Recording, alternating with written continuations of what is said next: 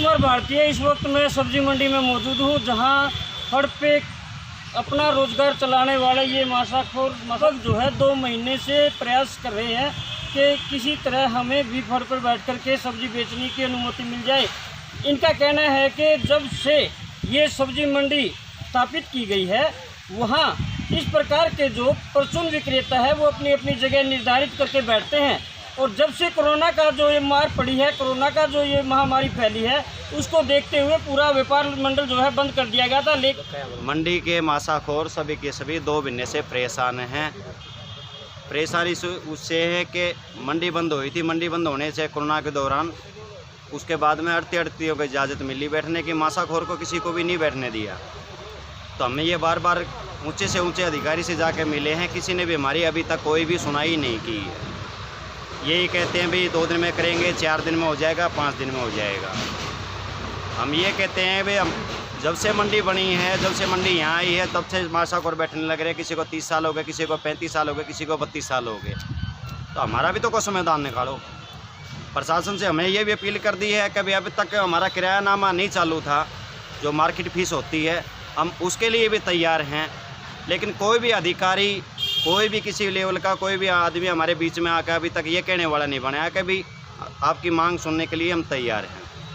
दूसरी बात ये कि भाई किसी के पास सिर्फ मासाखोरी से अलावा कोई भी काम धंधा कुछ भी नहीं है। सबके बालक घर पे भूखे बैठे हैं। प्रशासन ने अभी तक प्रशासन की आंख मीची हुई हैं। किसी तरह का कोई भी उद्दी शुद्धि का कोई भी हिसाब किताब किसी ने नहीं दी। सर 20-25 दिन से हम जो ना प्रयासरत हैं भाई जो जगह पुरानी हमारी है वो दी जाए, हमारे को कारोबार करने की आज़ादी दी जाए। हम सभी प्रशासन अधिकारियों से मिल चुके हैं। एक दिन हम सेठ साहब से मिले थे अनाज मंडी में, उन्होंने हमारे को संतोषजनक जवाब दिया था। उस बात से हम संतुष्ट हुए थे, लेकिन उन्होंने बहुत जल्द करने के लिए कहा था। वे समझा बहुत जल्द कर देंगे आपको, हम संतुष्ट होकर आगे थे, लेकिन उसमें बहुत टाइम लगने वाली बात होगी। ये मामला लंबा चल रहा है। हम सच में मुझे फिर जो ना विनती करते हैं कि हमारा जल्द से जल्द समाधान किया जाए, ताकि ये गरीब आदमी अपनी बेरोजगारी की मार से बच सकें, अपने बच्चों का पेट पाल सकें। जिस प्रकार कोरोना का जो प्रकोप बढ़ता जा रहा है, उसको देखते हुए क्या लगता है ये संभव हो भाई मंडी क्या पूरा व्यापार खुला जाए? सर कोरोना की बात को देखते हुए हमने पहले से प्रशासन साथ दिया है और आगे भी हम प्रशासन साथ देने के लिए तैयार हैं। जब सारा बाजार खोल दिया गया है, दोनों साइडें खोल दी गई हैं, तो ये परचून सब्जी विक्रेताओं के साथ अन्याय क्यों? आगे भी अगर कुछ है तो हो जाता है, मतलब कोई ऐलान आता है बंद का, तो हम साथ हैं प्रशासन के, हम पूरा साथ देने तैयार हैं, प्रशासन साथ रहेंगे। तो जो मुख्य आड़ती है उनका सामान, उनकी जो सब्जियां हैं, फ्रूट है, वो कौन खरीदता है फिर फिलहाल? सर ये आड़तियों के जो है ना, जो थोक का काम है वो खोल रखा है, और उनके जो थोक के आदमी है जो बाहर से वही देगा, जैसे उठाना है, नरवाना है, झुलाना है, वही भैया गांव के दुकानदार हैं वही लेके जाते हैं। लेकिन इसमें एक बहुत बड़ी मार जो है ना किसान पे पड़ी है। किसान वर्ग को अपनी फसल का भाव नहीं मिल रहा। जो चीज़ें आज डबल रेट में होनी चाहिए थी, भाव बड़े मिलने चाहिए, लेकिन वो आज जो है ना कोई खरीदार लेने के लिए खरीदार नहीं है। बाज़ार के अंदर कोई खरीदार नहीं है इस चीज़ का, क्योंकि हम जो है ना 200 आदमी इसी मंडी से बोली होती थी, और 10 आदमी बोली में खड़े होते हैं, तो कंपटीशन होता है आपस में, उसका भाव मिलता है। उसमें जो ना कम भाव गुंजाइश रहती, और उसको हम परचून बेचते आगे किलो करके। तो ये फ़ायदा जो जमींदारों को था, तो आप फड़ दुकानदारों को था। आप फड़ पे बैठते हो? हाँ, फड़ बैठते हैं वहाँ। तो इस फड़ का क्या नियम है वैसे?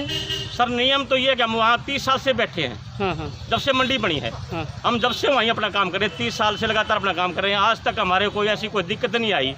लेकिन अब ये कह रहे हैं कि मतलब कानूनी दाव पेच बीच में ले रहे हैं कि कानून के दायरे में आप नहीं आते, कानून के हिसाब से आपके यहाँ कोई जगह नहीं है। तो फिर कानून को क्या दिक्कत आ रही है आपके वहाँ आप बेचने में? कोई दिक्कत नहीं आ रही। ये देख बीच में एक पेच फंसा दिया है, मतलब राजनीति लगाएं इसको।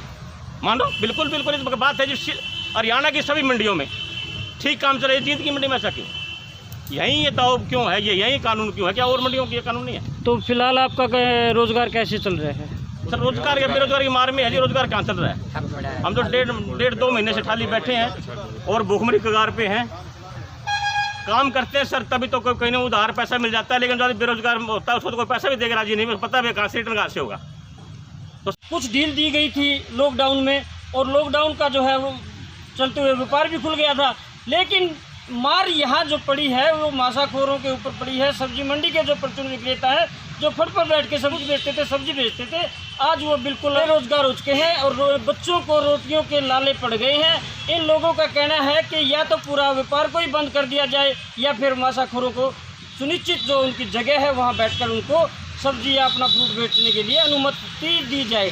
अगर आखिर 2-3 महीने तक अगर इसी तरह ये बैठे रहें और आगे भी बैठे रहेंगे तो ये बच्चे अपने कैसे पालेंगे।